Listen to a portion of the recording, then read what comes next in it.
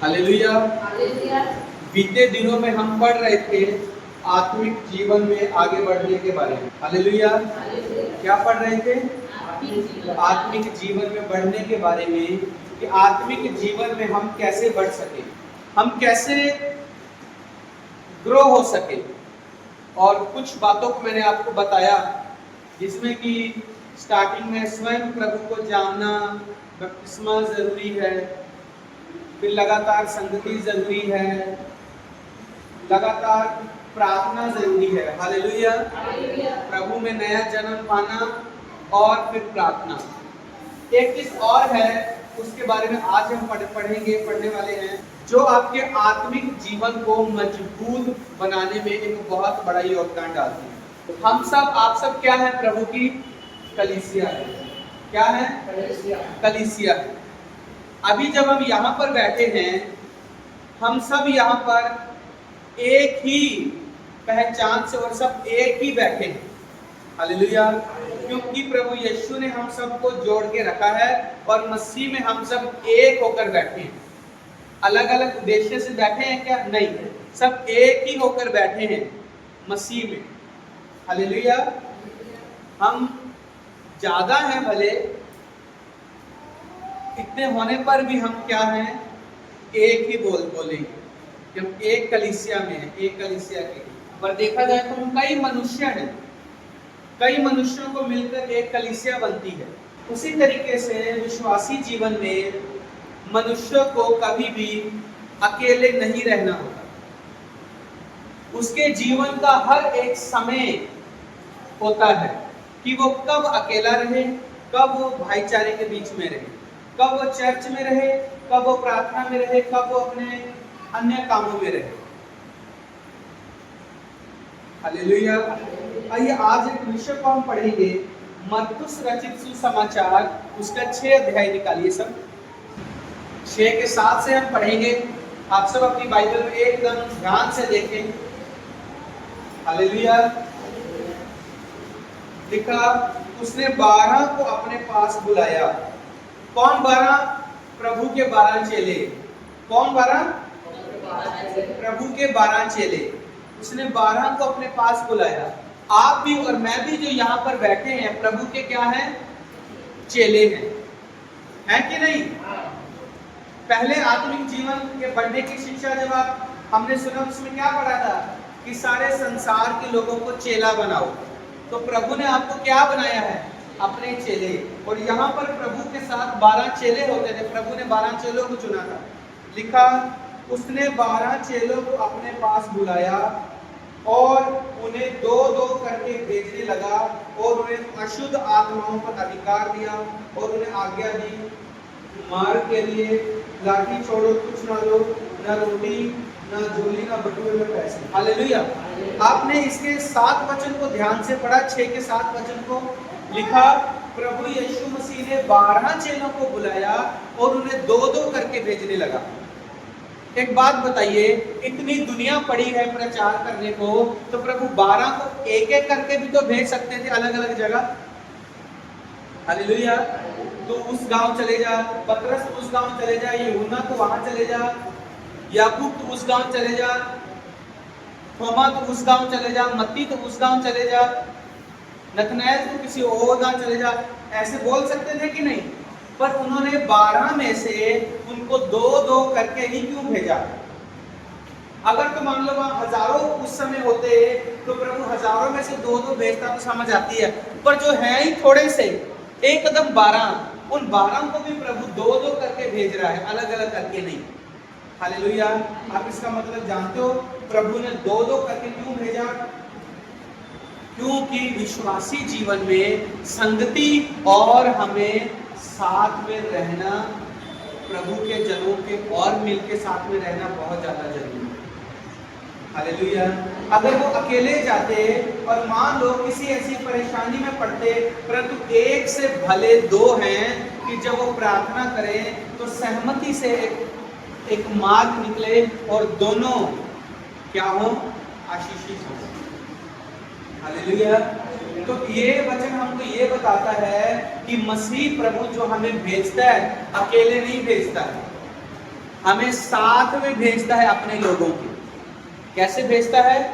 अपने लोगों के साथ में भेजता है। क्योंकि दो लोग, बाइबल कहती है, जहां 2 या 3 मेरे नाम से इकट्ठे होंगे उनके बीच में मैं उपस्थित होऊंगा। मेरे नाम से वो प्रार्थना करेंगे और काम होगा। 2 होना बहुत ज्यादा जरूरी है। 2 से अधिक यदि हम कलीसिया में संगति कर रहे हैं वो ठीक है, लेकिन हमेशा अकेले ही रहना बिल्कुल भी ठीक नहीं है। कई लोग ऐसे होते हैं जो दूसरों से मिलना पसंद नहीं करते कि हमसे प्रभु बात करता है, हमको भी प्रभु बताता है, और वो अकेले ही रहना पसंद करते हैं। पर मैं आपको बता रहा हूं, ऐसे व्यक्ति कब शैतान के अटैक के नीचे आ जाएंगे उन्हें पता ही नहीं चलेगा। वो यही सोचते रह जाएंगे, मैं अकेला हूं, ठीक हूं, बहुत ब्लेस हूं, बढ़िया है। ऐसा कभी भी नहीं होता है। प्रभु यीशु मसीह ने जब अपने 12 चेलों को 2-2 करके भेजा, तो आप और मैं कैसे ऐसे सोच सकते हैं कि हम मसीही जिंदगी में अकेले रह लेंगे और हमें किसी की जरूरत नहीं।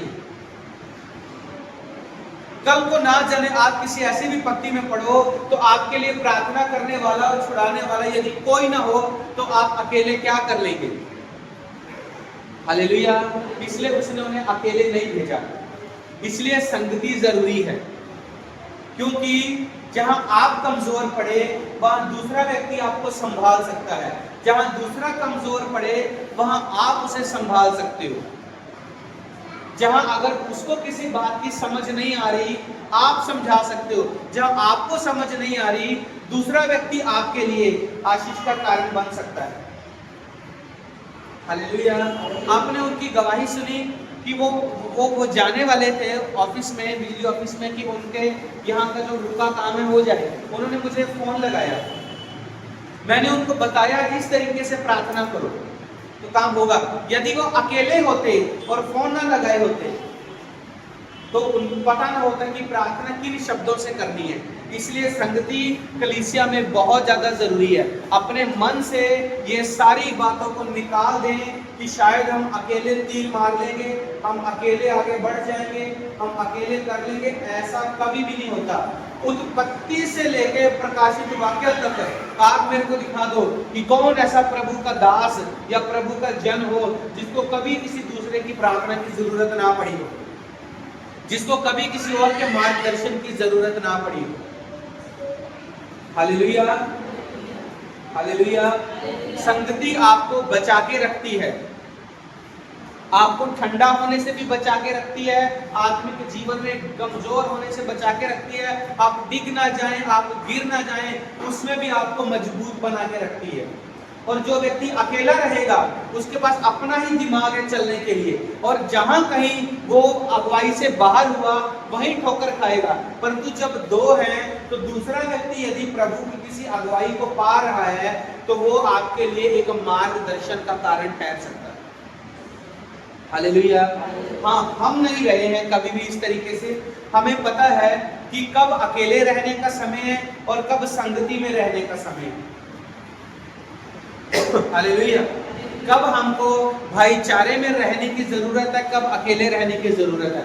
अगर तो परमेश्वर ने ऐसा कहा है कि मैंने 2-2 करके भेजा है, तो कोई व्यक्ति, प्रभु से बड़ा कोई नहीं है कि जो प्रभु की बात को काट के बोल सके कि नहीं, मुझे किसी की जरूरत नहीं। हालेलुया। इसीलिए कलीसिया क्या है? जरूरी है। आत्मिक भाई बहनों से प्रेम क्या है? जरूरी है। समय समय पर संगति करते रहना क्या है? जरूरी है। एक दूसरे को प्रभु की बातों को चिताते रहना क्या है? जरूरी है। मैं आपको एक उदाहरण देता हूं। जब कभी कोयले होते हैं, उन पर जब कोई चीज पकाई जाती है, भुनी जाती है, या जब कभी लोग जाड़े के समय में, सर्दी के समय में जब कोयले जला के हाथ को तापते हैं, जब बहुत सारे कोयले रहते हैं वो बहुत देर तक गर्म रहते हैं।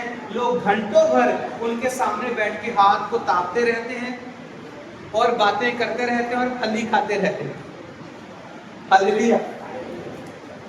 आप किसी एक कोयले के टुकड़े को उसमें से निकाल के साइड में रख दो और बाकी सब एक जगह रहे, दोनों में से कौन जल्दी ठंडा होगा? वो सब ठंडे जल्दी होंगे कि वो एक ठंडा होगा? हालेलुया। क्यों? क्योंकि वो एक जो उसके पास है वो उससे गर्म रहेगा, पर जब उसकी गर्मी खत्म होगी, जब उसका उजाला खत्म होगा, उसको किसी दूसरे से भी उजाला लेना पड़ेगा। पर अब वो किसी के साथ में नहीं है, वो अकेला है, और कब उसका उजाला खत्म हो जाएगा, वो एकदम ठंडा पड़ जाएगा, फिर वो किसी काम का नहीं रहेगा, उसको साइड में करके जो गर्म है उनसे काम लिया जाएगा। हालेलुया। ऐसा होता है। कभी भी जिंदगी में धोखा ना खाएं। जो अमीर लोग होते हैं ना, वो भी ज्यादातर किसी के यहाँ आना जाना संगति पसंद नहीं करते। इसलिए जो अमीर होते हैं, अमीर होना पाप नहीं है, पर जो अमीर जिनका ध्यान पूरा पैसे में लगा हुआ है, संगति जिनके लिए कोई महत्व नहीं रखती, ऐसे अमीर आत्मिक नहीं होते। आप देख लेना। हालेलुया। ऐसे अमीरों के अंदर दान और वरदान काम नहीं करते। जो आम और मिडिल क्लास लोग जो संगति से प्रेम रखते हैं, जो उनके अंदर दान और वरदान काम करते हैं। हालेलुया। क्योंकि उनको पता हमें एक दूसरे की जरूरत है, और इसी चक्कर में वो आपस में मिलते रहते हैं, उनकी संगति होती रहती है, उनके बीच में भाईचारा जीवित बना रहता है, प्रार्थना दुआ होती रहती है, आपस में वचनों की चर्चा, बातों की चर्चा होती रहती है। पर जो अकेला है उसका भरोसा क्या है? अपनी योग्यता पर या उसका अपने पैसे पर भरोसा है। तो जब पैसा की जगह जब आप भरोसा पैसे पे रखते हो, तो वहां वरदान काम नहीं करेगा। हालेलुया। क्योंकि जिस जगह पर प्रभु के वरदान ने काम करना था, उस जगह पर आपने संगति ना करके पैसे को महत्व रखा हुआ है कि हम सब कर लेंगे, हमें किसी की जरूरत नहीं। इसलिए प्रभु यीशु मसीह के पास एक बार एक व्यक्ति आया, वो बहुत अमीर था, और प्रभु को बोलने लगा, मुझे भी अनंत जीवन चाहिए। मैं ऐसा क्या करूं कि मुझे भी अनंत जीवन मिले? क्योंकि उसने देखा था प्रभु यीशु मसीह के जीवन से अनंत जीवन को काम करते हुए, कि दान और वरदान काम कर रहे हैं, बड़े बड़े चीजें काम कर रही हैं, पापी मन फिरा रहे हैं, व्यभिचारी जो मन फिरा के पवित्र बन रहे हैं, चूंकि टैक्स लेने वाले गरीबों को छोड़कर एकदम सही सत्य की शिक्षा में आ रहे हैं। उसके दिल में भी आया कि मुझे भी अनंत जीवन का वारिस होना है। तो जब वो प्रभु के पास आया, तो प्रभु को बोला, प्रभु मुझे अनंत जीवन चाहिए, मुझे बता कि जो अनंत जीवन तेरे पास है, जो तू लोगों को दे रहा है, प्रभु मुझे भी चाहिए। मैं ऐसा क्या करूं कि मुझे ये जिंदगी मिले? Hallelujah, hallelujah. आपको पता है प्रभु ने उससे कहा, बाइबल में लिखी हुई आज्ञाओं को मान। वो क्या बोला? मैं उन सारी आज्ञाओं को मानता हूं, सारी आज्ञाओं को। पर उसके जीवन में एक कमी थी, संगति उसके जीवन में नहीं थी। हालेलुया। तो प्रभु ने उसे कहा, अगर सच में तुझे अनंत जीवन चाहिए, तो जो माल तूने इकट्ठा करके रखा हुआ है, जिस पर तूने अपना मन लगाया हुआ है, और पैसे पे तेरा इतना मन लगा हुआ है कि तेरे पास उसको छोड़कर किसी विश्वासी भाई बहन के यहाँ बैठकर मेरी बातों की चर्चा करने का, किसी दूसरे को मेरे बारे में बताने का तेरे पास समय ही नहीं है। तू बोल रहा है मैं तो बचपन से प्रभु तेरी सब आज्ञाओं को मान रहा हूं। पर बात ये नहीं है, बात ये है कि संगति उसको बोला जाता है जो आप खुद मान रहे हो, जिस पर आप खुद चल रहे हो, उसको आप दूसरे को भी बताते रहो। पर वो व्यक्ति ऐसे नहीं करता था। तो प्रभु बोले, ठीक है, तू एक काम कर, जितना तेरे पास माल है मैं तेरे को बताता हूँ कि अनंत जीवन कैसे पाना है। ये सारा माल ले जाके तू कंगालों को दान दे दे और मेरे पीछे आ जा, तब मैं तुझे अनंत जीवन बताऊंगा, तेरे को दूंगा। तो वो बुरा मान के चला गया, क्योंकि वो धन से प्रीति रखने वाला था। अब एक बात बताइए, यीशु मसीह जब उसको अपने पीछे अपने पास बुला रहे थे, किस मकसद से, किस पर्पस से बुला रहे थे? संगति के लिए। किसके लिए? कि चल हमारे साथ नए नए गांव में प्रचार करने जाएंगे, चल लंगड़े चलाने जाएंगे, चल जो अंधे हैं उनको ज्योति की दृष्टि सिखाएंगे, चल मेरे साथ चल। चल जिन पापियों की ओर कोई देखना पसंद नहीं करता, उन पापियों को जाके बेटा बेटी बनाया जाए। हालेलुया। चल भूखों को तृप्त किया जाए, चल जकड़ों को छुड़ाया जाए, चल वचन घंटों घंटों वचन की शिक्षा सुनी जाए, चल रात रात भर प्रार्थना में समय बिताया जाए, चल 2-2 3-3 घड़ी मेरे साथ भजन गा, प्रार्थना कर, जैसे ये 12 मेरे साथ हैं, तो बुरा मान के चला गया, क्योंकि वो संगति को समय देना नहीं चाहता था। वो सारा समय उसने पैसा कमाने में, पैसे के लालच में रखा हुआ था। फिर ऐसे व्यक्ति को जब प्रभु ने देखा कि वो पैसे के लिए मेरे पीछे चलना छोड़कर, मैं परमेश्वर उसके सामने खड़ा हूं, मैं अनंत जिंदगी देने वाला उसके सामने खड़ा हूं, मैं ही वो परमेश्वर हूं, यीशु कि जो दुनिया भर के लोगों को खाना खिलाता है। जब वो परमेश्वर ने सोचा कि ये पैसे के लिए मुझे भी छोड़कर चला गया है, तो यीशु मसीह ने क्या कहा, ऊंट का सुई के नाके में से निकल जाना सहज है, पर ऐसे धर्मी व्यक्ति का अनंत जीवन में, स्वर्गीय जीवन में प्रवेश करना बहुत कठिन है। हालेलुया। सुई का नाका क्या होता था? ये वो वाली सुई नहीं जो आप घर में कपड़ा सिलने के काम में लाते हैं।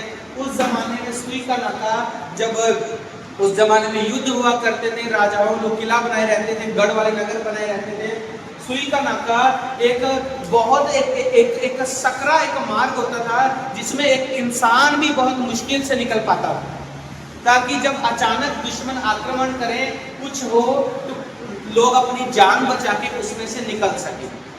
उसमें से एक इंसान भी जो है बहुत तंगी से निकल पाता था ऐसे समय में। तो प्रभु ने कहा, ऐसी जगह से ऊंट निकल जाए ये तो सहज है, पर ऐसा व्यक्ति अनंत जीवन पाले वो कठिन, सहज नहीं। हालेलुया। प्रभु क्या के लिए बुला रहे थे उसको? संगति के लिए, क्योंकि उसके जीवन में क्या नहीं था? संगति नहीं थी। वो बोलता, मैं मेरे घर में बैठ के आज्ञाओं को मानता हूं बचपन से। मैंने बचपन में पढ़ा था कि तू व्यभिचार नहीं करना, मैंने बचपन में पढ़ा था पराई स्त्री पर मोहित नहीं होना, मैंने बचपन में पढ़ा था किसी को तंग नहीं करना, खून नहीं करना, हत्या नहीं करनी, मैंने बचपन में पढ़ा था और अभी तक मैं उसको मान रहा हूं। पर प्रभु ने क्या देखा कि तूने जो पढ़ा सुना, तू अकेला है घर में और तू ठंडा कोयले का एक टुकड़ा है, तू गर्म नहीं है। हालेलुया। तो ऐसा व्यक्ति देखो, उसके मन में जो बसा था वो उसी के पीछे चले गए। प्रभु आपको जब अपने पास बुलाता है प्रेम करने के लिए, तो वो आपको अपनी बातों को बार बार याद दिलाना चाहता है, आपकी याददाश्त, आपकी मेमोरी को स्ट्रॉन्ग करना चाहता है। याददाश्त स्ट्रॉन्ग कैसे होगी? मेमोरी स्ट्रॉन्ग कैसे होगी? वो वचन जो परमेश्वर ने आपको दिए हैं, जो आपको ऊंचा उठने के आशीष के वचन परमेश्वर ने दिए हैं, उन पर लगातार आपका चित्त और मन लगा रहे, आप ठंडे ना हो जाएं। वो कैसे होगा? जब एक से ज्यादा, दो, जब आप लगातार संगति प्रार्थना करते रहेंगे और उन बातों पर मन लगाते रहेंगे। आज एक चुप है तो दूसरा वचन बोल रहा है, कल तीसरा चुप है तो कोई और वचन बता रहा है, ऐसा करके सरगर्म रहा जाएगा। हालेलुया। इसलिए संगति क्या है? इंपॉर्टेंट है। और संगति भी हर एक के साथ संगति नहीं, संगति उन लोगों से जो सचमुच आत्मिक हैं, आपकी बातों को समझ सकते हैं, आपके दर्शन को समझ सकते हैं, जो सही आत्मा से चलते हैं, आप जैसे आत्मा से चलते हैं, और जो सच में प्रभु की भेड़ें हैं। भेड़ के वस्त्र में अंदर भेड़िया छुपा हुआ है, वो नहीं। हालेलुया। एक बार ऐसे ही झूठे भविष्यद्वक्ता हमारे गांव की तरफ आए, जो ये मानते हैं कि यीशु मसीह कोरिया में आ चुका है, पर प्रभु ने कहा ऐसा नहीं होगा। जिस दिन प्रभु आएगा उस दिन कलीसिया उठा ली जाएगी, उसके बाद तीसरी बार प्रभु जगत के न्याय के लिए आएगा। तो प्रभु ने अपने वचन में पहले से कह दिया था, प्रभु यीशु मसीह ने, बहुत सारे झूठे भविष्यद्वक्ता आएंगे जो बोलेंगे देखो यीशु मसीह वहां आ चुका है, यीशु मसीह वहां आ चुका है। तो तुम उनकी बात सुन के उनके पीछे चले मत जाना, क्योंकि प्रभु बोलता है जैसे पूरब से पश्चिम तक बिजली चमकती है, ऐसे ही बिजली चमकेगी और सब देखते हैं, ऐसे ही जब मेरा आना होगा सबको दिखाई देगा। हालेलुया। तो वो व्यक्ति जो थे वो भेड़िए थे, उनसे संगति नहीं करनी चाहिए, आत्मिक भेड़िए। झूठे विषय था। उन्होंने क्या किया, मुझे वहां के लोग बोले कि हमको ये परेशान करने थोड़े थोड़े समय के बाद आ जाते हैं, आप जरा आके इनसे बात करें, पहले आप समझें ये कहना क्या चाहते थे। हमने उनको नहीं बताया कि मैं पास्टर हूँ और मैं भी प्रभु का वचन जानता हूँ। मैं भी आम कलीसिया के बीच में चुपचाप बैठ गया और वो अपना बोलना चालू किए। उन्होंने पहले बाइबल के अंदर की बातें खोल खोल के निकाली। जब सामने वाले के माइंड को कैप्चर कर लिया कि हाँ मैंने 5-6 वचन बाइबल के निकाल के बोल दिए हैं, अब सामने वाले को लग रहा है कि मैं तो बाइबल के बीच से ही बात कर रहा हूँ। जब सामने वाले के विश्वास आ जाए, एक भूमिका बना ले, फिर ये लोग धीरे से टर्न लेना शुरू करते हैं, धीरे से शिक्षा की भाव को मोड़ना शुरू करते हैं। फिर घूम के आते हैं सबसे पहले सच्चे दासों के विरोध में, फिर आते हैं धीरे धीरे अपने उसके ओर। हालेलुया। जब तक वो वचन बोल रहा था मैं सुन रहा था, जैसे ही उसने तोड़ मरोड़ के माहौल को बिगाड़ना, शिक्षा को बिगाड़ना शुरू किया, मैंने वही उनका मुंह बंद किया और उनको मैंने बोला आप मेरे से डायरेक्ट आमने सामने वाद विवाद और बातचीत वचन के बीच में से करो। मैं यहाँ आपको नेगेटिविटी फैलाने का और शैतान के प्रचार करने का टाइम नहीं दूंगा। आपको जो कहना बोलो, मैं उसका जवाब दूंगा, जो मैं पूछूंगा उसका जवाब दो, डायरेक्ट बातचीत करो। उन्होंने नहीं किया। हालेलुया। उन्होंने नहीं किया क्योंकि हमेशा झूठे विषय रखता कमजोर विश्वासी के घर में जाते हैं। अगर किसी अच्छे के यहाँ जाएंगे तो अच्छा जब उनसे बात करता है वो उनसे बात किए बिना चले जाते हैं। हालेलुया। तो संगति भी कैसों से रखनी है? आत्मिक लोगों से, सिद्ध लोगों से। हालेलुया। फिर आप देखिए कि आपका दीपक जो प्रभु ने आपके अंदर जलाया है उसकी चमक कितनी अच्छी होगी, उसकी ज्योति कितनी अच्छी होगी, उसकी चमक कितनी अच्छी चमकेगी। हालेलुया। घर नहीं बैठे रहे, अपने आप को वीआईपी ना समझें, अरे मैं तो प्रभु के बहुत करीब हूं ना समझे। अगर तू प्रभु के करीब सच में होता तो प्रभु तेरे को कई गिरे हुए को उठाने के लिए भेजता था, पर प्रभु तेरे को नहीं भेज रहा है, इसका मतलब तू मजबूत नहीं, खुद कमजोर है। हालेलुया। एक वचन हम और देखेंगे, सबोपदेशक की कुछ पुस्तक निकाले, नीति वचन के बाद है सबोपदेशक, इसका 4 अध्याय 4:9 मैं आपके सामने पढ़ रहा हूं। सब देखो, लिखा 1 से 2 अच्छे हैं, 1 से 1 अच्छा है, अकेला विश्वासी अच्छा है, 1 से अच्छे, 1 से अच्छे। मैं फिर पूछता हूं 1 से अच्छे। आगे लिखा क्योंकि उनके परिश्रम का अच्छा फल मिलता है, उनकी मेहनत का, उनके परिश्रम का अच्छा फल मिलता है। बोलो हालेलुया, हालेलुया। जितनों को समझ आ रही बोलो हालेलुया, बोलो हालेलुया, फिर से बोलो हालेलुया। 1 से क्या है? 2 अच्छे हैं क्योंकि 2 की मेहनत का अच्छा फल मिलता है। 10 में लिखा क्योंकि यदि उनमें से एक गिरे तो दूसरा उसको उठाएगा। बोलो हालेलुया। अगर एक गिरे तो दूसरा उठाएगा, अगर एक गिरे तो दूसरा उठाएगा। ठीक है। लिखा परंतु हाय उस पर जो अकेला होकर गिरे और कोई उसका उठाने वाला ना हो। हालेलुया। हाय उस पर जो अकेला है, किसी से मिलता जुलता नहीं है, बहुत बड़ा अपने आप को समझता है, प्रार्थना में नहीं है, विश्वासी संगति में नहीं है, कपट से भरा है, अलग चाल चलता है, कलीसिया से विमुख होकर चाल चलता है, अकेला है, और उस पर हाय कि जब वो गिरेगा तब उसको उठाने वाला कोई नहीं होगा। हालेलुया। ऐसे अकेले लोग जब गिरते हैं तो कभी कभी सीधा डायरेक्ट नाश हो जाते हैं, उनको मौका भी नहीं मिलता लौट के आने का। हालेलुया। पर ऐसे लोग जो संगति में होते हैं, जब वो गिरते हैं तब उनको समझाने वाला कोई होता है, उनको बताने वाला कोई होता है, उनको ये समझाने वाला कि तुम अपने जीवन में यहाँ गलत कर रहे हो, इस काम को छोड़ो, सुधारो। तुम वहां पर गलत कर रहे हो, उसको छोड़ो, अपनी गलती को सुधारो। हालेलुया।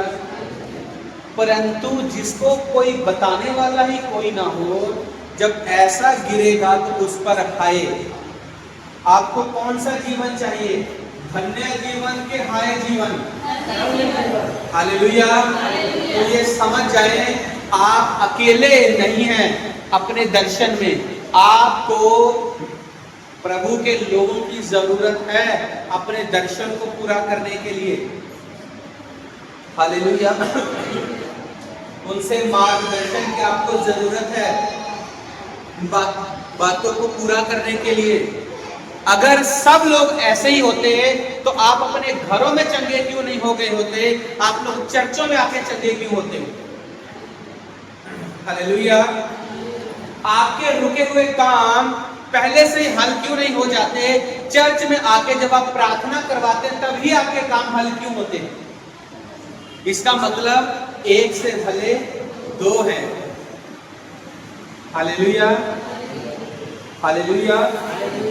और कई ऐसे, हम चर्च नहीं जाएंगे चाहे कुछ भी हो जाए, हम तो जैसे चल रहे हैं हम वैसे ही चलेंगे। तो ऐसे लोग जब गिरते हैं तब मैं आपको बोल रहा हूं, बहुत मुश्किल होता है कि वो वापस आ जाए।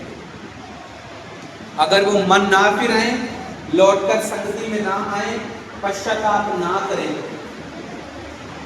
हालेलुया। जो प्रभु का चेला यहूदा इस्करियोती था, वो दूसरों से थोड़ा थोड़ा अलग रहता था, क्योंकि उसके पास दान की थैली होती थी। वो अक्सर उस दान की थैली में से थोड़ा थोड़ा पैसा चुराया करता था। हालेलुया। और अपनी बुरी लालसा को पूरी करने के लिए उसने अच्छी संगति को छोड़ रखा। कुछ लोग क्यों संगति से दूर भागते हैं पता है? ताकि वो अपनी बुरी लालसाओं को पूरे करते रहे। क्या करते रहे? पूरा करते रहे। क्या को पूरा? अपनी बुरी लालसा को पूरा करते रहे। क्योंकि अगर सही संगति में चलेंगे तो साथ वाले बताएंगे भाई ये गलत है, नहीं ये ठीक नहीं है, तुमको इसको छोड़ो, ऐसे करो। परंतु हम तो अपनी बुरी चाल में चलना ही चाहते हैं, इसलिए लोग क्या करते हैं? संगति में आना पसंद नहीं करते।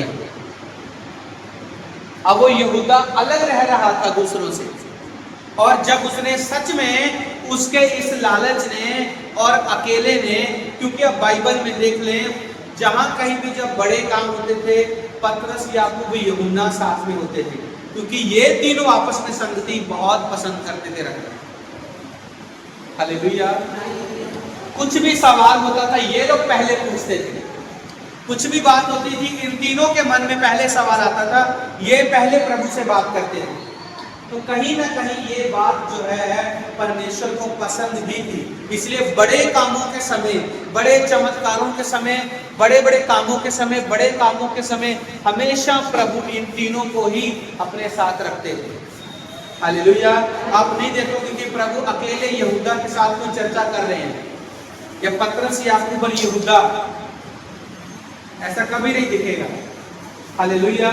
क्योंकि उसने अपनी टेढ़ी चाल के कारण अपने आप को टेढ़ा बना के चल रहा था।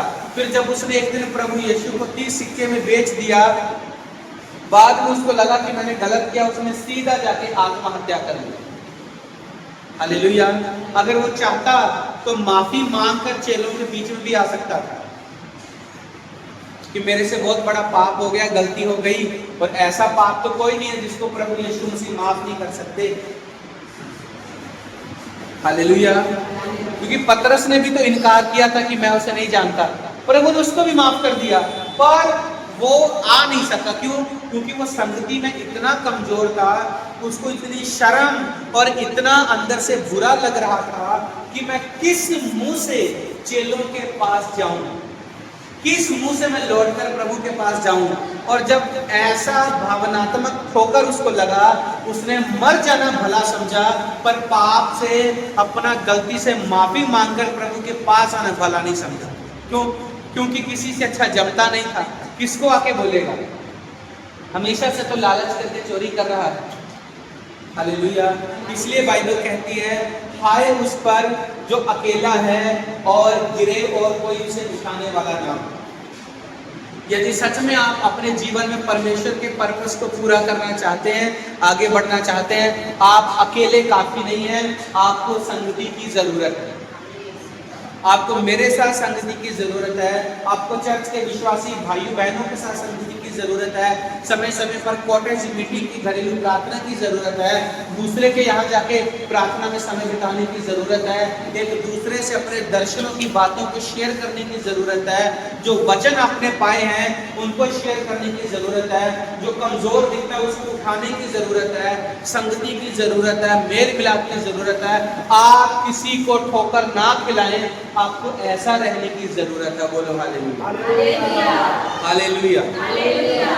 पर जो लोग ऐसा करना नहीं चाहते उनको उनके अकेले हाल पर छोड़ दो, क्योंकि बाइबल कहती है तुम एक बार समझाओ, फिर बाइबल कहती है अपने साथ एक दो लोगों को लेकर जाकर समझाओ, फिर बाइबल कहती है अगर उसे तभी भी समझ में नहीं आता तो पूरी कलीसिया को लेके जाओ और उसको समझाओ। अगर फिर भी उसको समझ नहीं आता उसको उसके हाल पे छोड़ दो, वो अपनी टेढ़ी चाल का फल भोगेगा ही भोगेगा, क्योंकि आज नहीं तो कल वो एक ऐसे ना ऐसे बंधन में फंसेगा ही फंसेगा। Hallelujah, hallelujah. क्योंकि शैतान भी उन्हीं विश्वासियों पर अटैक करता है जिनको वो ठंडा पाता है। क्या पाता है? जो विश्वासी हमेशा आग से भरे रहते हैं, गर्म हैं, धकते हुए कोयले के जैसे हैं, साथ में हैं, वो हमेशा शैतान के अटैक को समझ जाएंगे और आग गिरा के जवाब देंगे। क्या गिरा के? पर जो ठंडे हो चुके हैं, जिनके पास आग नहीं है, तो क्या गिराएंगे शैतान को? हैं? खाली हवा, ऐसे फूक, ऐसा है? क्या गिराएंगे शैतान के ऊपर? अगर आपके पास आग नहीं है तो क्या गिराएंगे आप? हालेलुया। आप केवल उस समय संघर्ष करेंगे, दबे कुचले रहेंगे, रोएंगे, परंतु घमंड में जिएंगे कि बस मुझे संगति में जाके बदलना नहीं। हालेलुया। ऐसे लोग या तो अटैक सहने के बाद ठोकर खा के वापस आते हैं या और ढीठ हो जाते हैं। हालेलुया। ऐसे लोग यदि मिले, आप उन्हें बिल्कुल बताओ जहां वो गलत है, परंतु प्रेम से, गुस्से से नहीं कि वो उसको एकदम गिरा के बेइज्जती कर, नहीं, प्रेम से समझाओ। अगर वो नहीं समझता है, आप एक दो लोग मिलके समझाओ। नहीं समझता है, आप कलीसिया मिलके चर्चा करो। वो नहीं समझता तो बाइबल कहती है उसे छोड़ दो, उसने अपना लिया है कि वो ढीठ होना ही चाहता है। Hallelujah, hallelujah. आप संघर्षों से जल्दी आजाद होते हैं जब आप संगति करते हैं, जब आप मेल मिलाप करते हैं, जब आप प्रार्थना करते हैं। एक से भले दो। हालेलुया, आमीन। परमेश्वर से आप सबको ब्लेस करें।